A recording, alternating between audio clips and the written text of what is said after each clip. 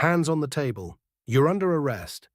The officer's voice sliced through the hum of clinking coffee mugs and quiet conversations like a hammer shattering glass. All heads turned. The cafe fell silent. A woman, poised, composed, dressed in an elegant black blazer, sat perfectly still as a pair of handcuffs clamped shut around her wrists. She didn't flinch. She didn't argue. She just looked up at the man looming over her and said, "You really don't want to do this." The officer smirked, smug in his authority. "You match the description, blonde woman, black suit, suspected credit card fraud. Don't make this harder than it has to be." She studied him calmly, her voice like cold steel. "You didn't even ask my name." He waved off her words with a chuckle. "Don't need it. You're coming with us." Phones started recording. Customers sat frozen mid-sip, eyes darting between the woman in cuffs and the officers who were now dragging her from her seat. She remained eerily calm, even as her chair scraped against the floor. "Let me make one phone call," she said softly, not pleading, just warning. "This is your only chance." "Not happening," the cop barked, shoving her toward the exit. "Whatever lawyer boyfriend you got can call the station." But she wasn't bluffing. She wasn't scared, and within 20 minutes their world would begin to fall apart. At the station, they didn't offer her a phone, didn't file paperwork, didn't even read her rights. They threw her into a cold, windowless room and shut the door. From behind the glass, the officer stood tall, arms crossed, basking in his own righteousness. "Another one caught," he muttered to his partner, who, despite nodding, looked uncertain. "Something's off," the partner said. She didn't seem panicked. The senior officer rolled his eyes. "She's a con. That calm act is part of the game." But then her phone rang, once, then again, then a third time. Same number, same insistence. The officer scoffed. "Persistent little boyfriend," he sneered. His partner shifted uncomfortably. "Maybe we should answer." With an exaggerated sigh, the officer picked up the phone and hit the green button. "Yeah, she's here," he snapped.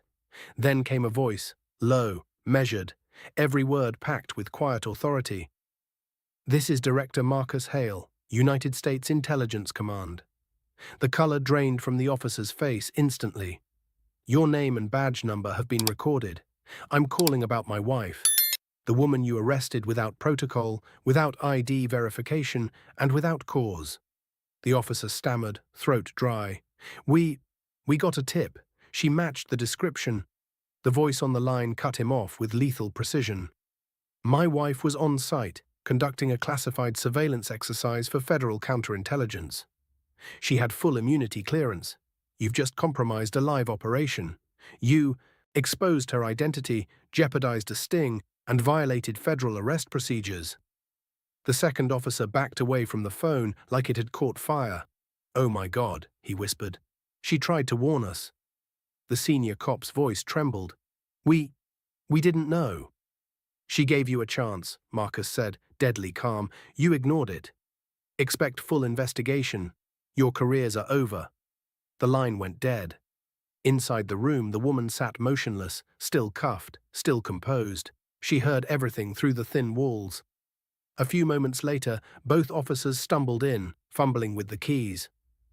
"Ma'am, Director Hale's wife, we are deeply sorry. There was a miscommunication."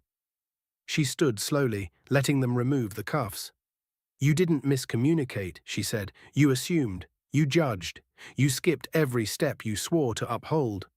They apologized again, tripping over their words. She didn't yell. She didn't threaten. She didn't need to.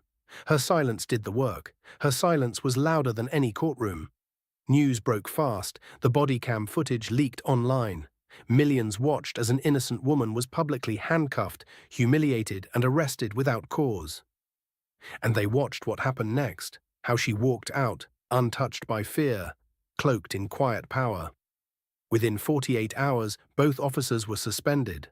One turned in his badge. The other issued a formal apology on national television.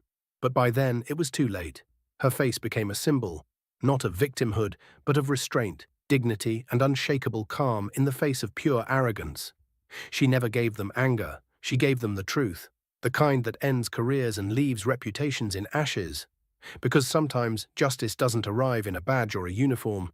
Sometimes it walks into a cafe in heels, sits down for a quiet coffee, and gives you one chance to get it right. And if you ignore it, well, you don't just lose a case, you lose everything. Before we wrap up this story, drop a comment and let us know where you're watching from. Don't just scroll, we're reading every single one. If this story touched you, don't forget to like the video, subscribe to the channel, and let us know how you feel in the comments.